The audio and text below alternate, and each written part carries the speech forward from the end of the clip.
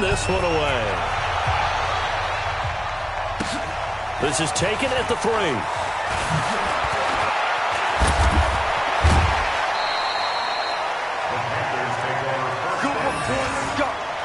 Let's go.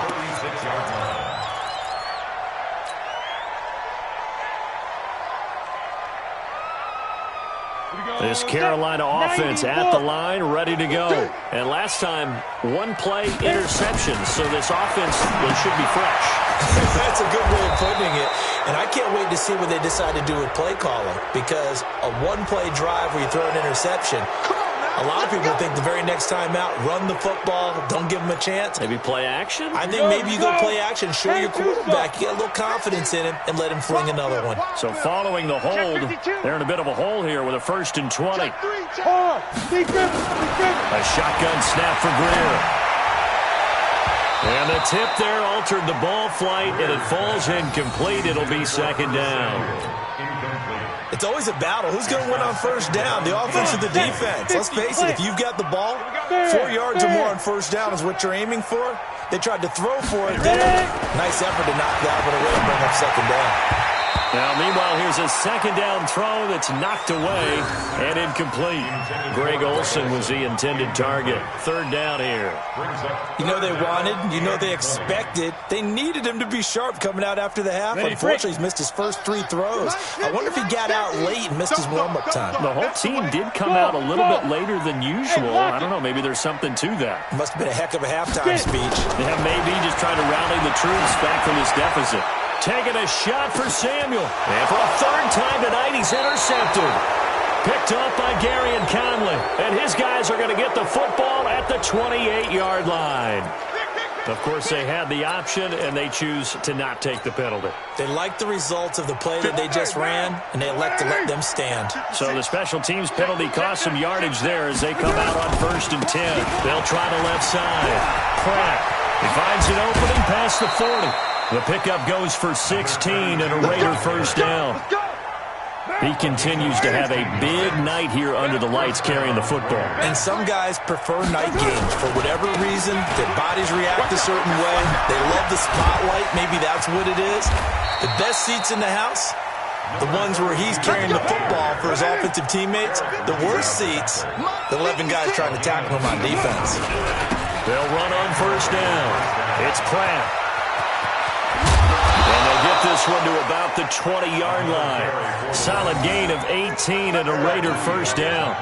They're trying to show that they can run the ball, protect this lead, give it to the backs, play a little bit of keep away, don't you think? And that's probably a good philosophy at this point, going to make that defense stand up and stop it.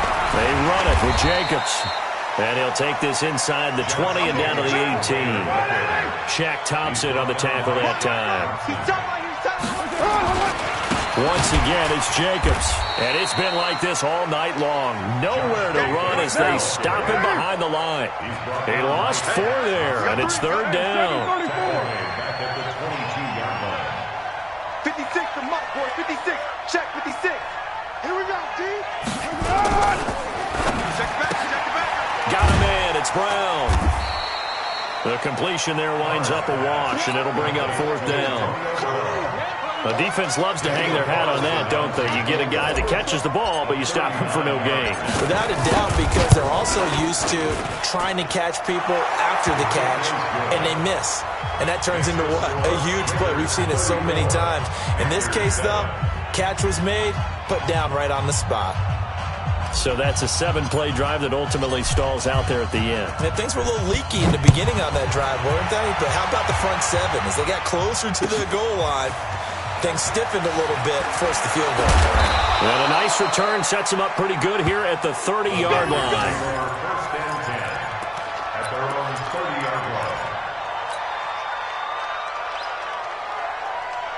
The Panthers out there and ready to begin their next drive. They are right now just ice cold. I mean, they have struggled big time in this game, and they're getting blown out. How do they adjust? So tough, because we always talk about it being a team game and you need all 11 working well together.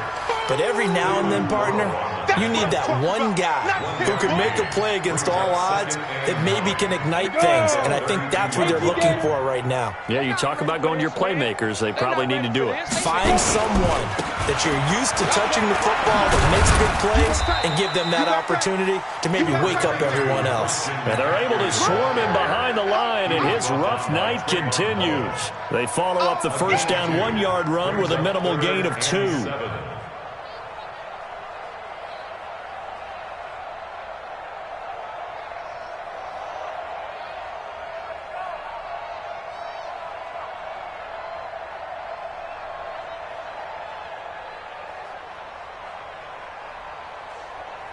Set up. 8, read. Bravo. I got you. Hey, Mike 50, Mike 50, Mike 50. Blue down. Shoot. On third down, Greer, he's going to float this over the middle, deep. And for the 4th time tonight, it's an interception. Picked off at the 25. And he will take this across midfield and down to the 48-yard line. Just a little bit of a rough stretch. 6 interceptions now in these last 2 weeks combined. I know the easy thing is to go back to mechanics, footwork, things of that nature. I'm also wondering, is he getting fooled by what he's seeing on defense? Has the scouting report changed? Are they showing him things different than what he expected? For the 2nd week in a row, he's throwing it to the guys in the wrong color shirt. Yeah, he better figure, whatever the reason is, he better figure it out. That's going to go as a loss of 1 on first down. A loss of a yard there to start out. That leads to a 2nd and 11. They'll keep it on the ground. And for a second straight play, just nowhere to go thanks to this Carolina defense. That 2nd down play nets a -4. On 3rd and long, it's Carr. He's going to fire one deep, middle of the field. And for a 3rd time tonight, he's intercepted. Picked off by the safety, Eric Reed. And he is going to get this one back to the 20-yard line. Darren Waller, the intended receiver. This Carolina offense at the line, ready to go. And here we are almost through 3 quarters of play, and this passing game still has not really found any kind of rhythm. Put it mildly, because they're not even over 100 yards yet. And in today's NFL, where it's a pass-first league, that is quite surprising. Not many teams patient enough to stick with the run. Everybody wants to advance the ball through the air. They've got to get their timing back. And we're back now in Charlotte. A lot of folks starting to make their way to the parking lot. Their guys trail big here to begin quarter number 4. 60-or.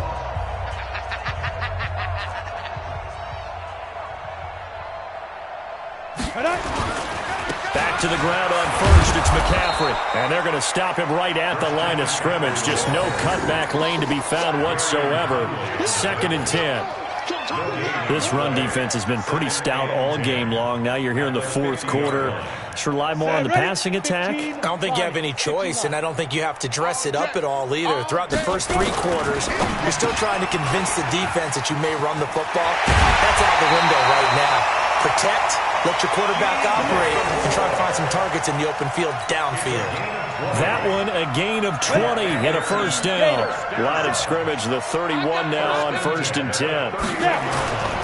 On first down, this is McCaffrey. And boy, this defense again really making things tough on him as they stop him for no gain. Looked like he was trying to bounce it outside, but no success. Yeah, sometimes you got to just figure out where you're going to go, and sometimes you just have to take it to another spot. And trying to get it outside, the defensive pursuit was there and just ran him down. And that play is blown up, losing yardage back at the 35.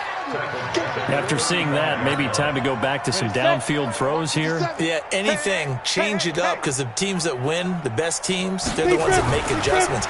Doesn't mean you can't come back. And now here's another interception. Picked up by Gary and Conley. He's at the 30, the 20. And he takes this one back into the end zone, and the Raider defense delivers a score.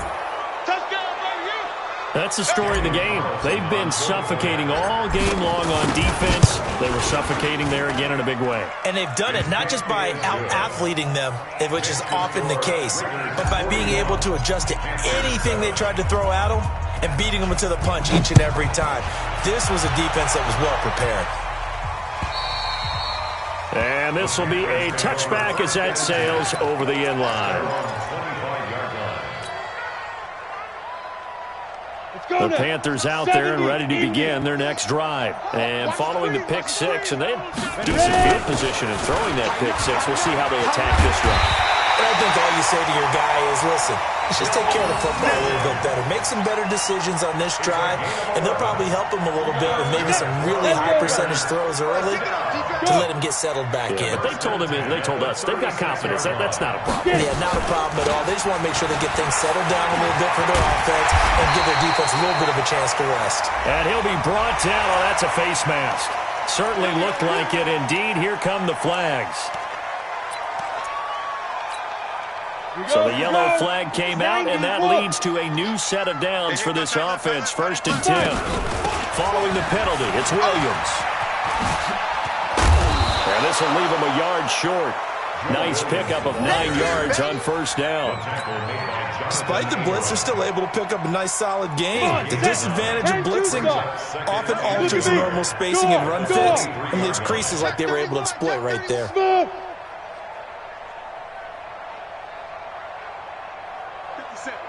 57. And we got to get to the ball, team. We got to go. On 2nd and 1. Greer. Blitz coming, and down he goes. Max Crosby. It'll go as a loss of about 8 as he gets in there to drop him. That right now, that's a defeated team out there. I think you can see it totally in their body language. Hands on hips, heads low. It's just been a struggle from the start. Yeah, this team has been thoroughly beaten right from the word go. Hey, switch gears, switch gears. Recon, 132 fighter. Hey, zoom. Mike 50. Zoom. To throw on 3rd down. Greer. And he's caught right at the 10-yard line. And he'll take this into the end zone. Touchdown, Carolina. As his guys are in for 6. And the Panthers, they're able to draw a bit closer. Gano the extra point, and the lead drops from 34 down to 27. Gano now following the touchdown here to kick it away. This is taken at the 3. And a nice return sets him up pretty good here at the 30-yard line. At their own 30-yard line.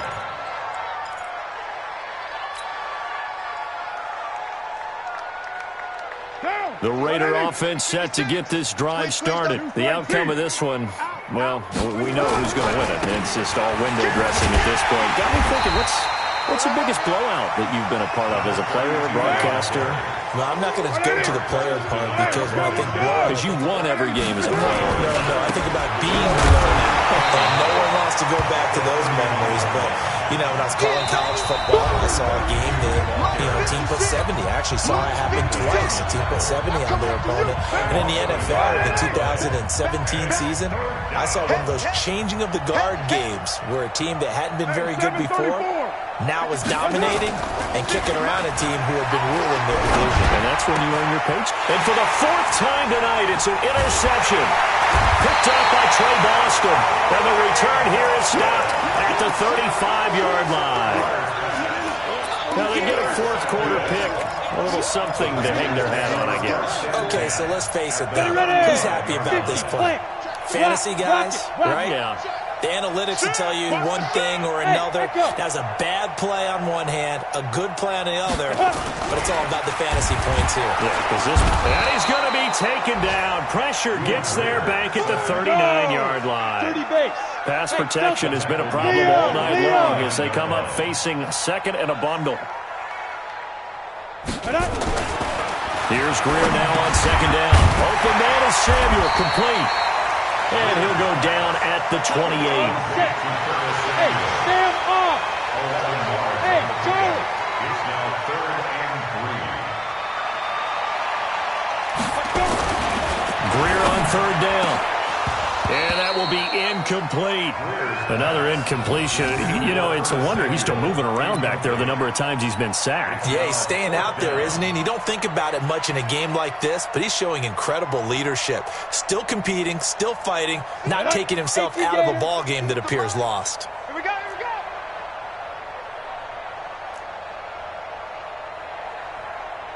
Now. They go with the option on 4th down, left side. And the surge is going to be too much defensively. He's hit and taken down to the backfield. They had to go for it with such little time remaining. And the Raider D, they get the football back.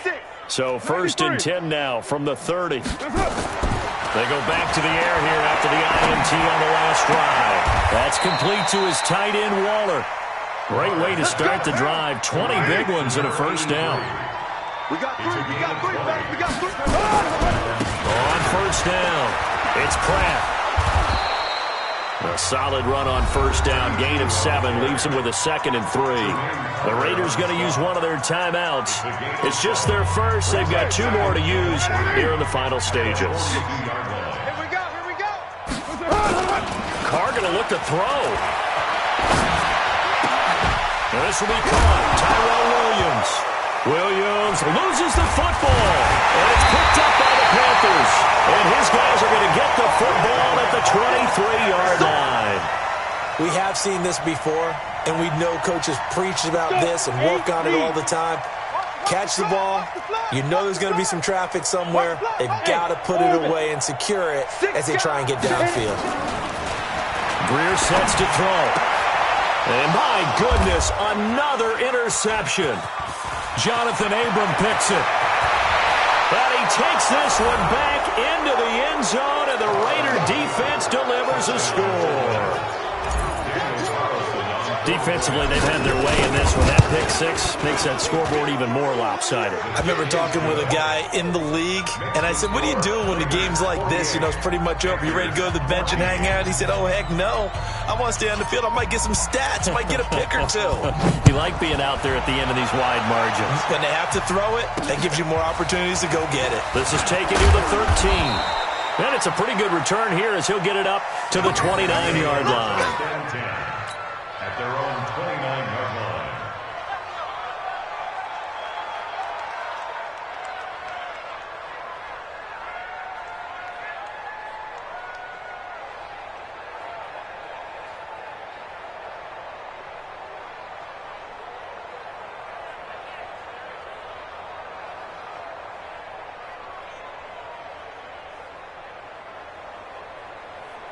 This Carolina offense at the line, ready to go. This is just an exercise in futility. Do you even bother running a play here offensively? I wouldn't, because now is not going to erase what's happened during the... And down he goes, brought down a Raider sack. And a timeout comes in. The whistles blow with 3 seconds remaining. Pass protection has been a problem all night long as they come up facing 2nd and a bundle. Greer with one final throw. They'll set up the screen. This is Williams. And he'll be taken down, but not before they work it across midfield. A big offensive explosion helped leading them to victory. And the defensive guys, they're just saying, hey, put those points up every week. We'll just keep winning. They will gratefully accept them, won't they? It makes their job that much easier when they're scoring that many points. Allows them to play with a totally different style and a different flow. So for Oakland, they pick up win number 7 on the year, and they will head back home next week. Meanwhile, for Carolina, it was a win they needed to turn the season around, but instead, they fall to 5-7. And they'll try and turn things around next week as they have a date at Soldier Field with the Chicago Bears.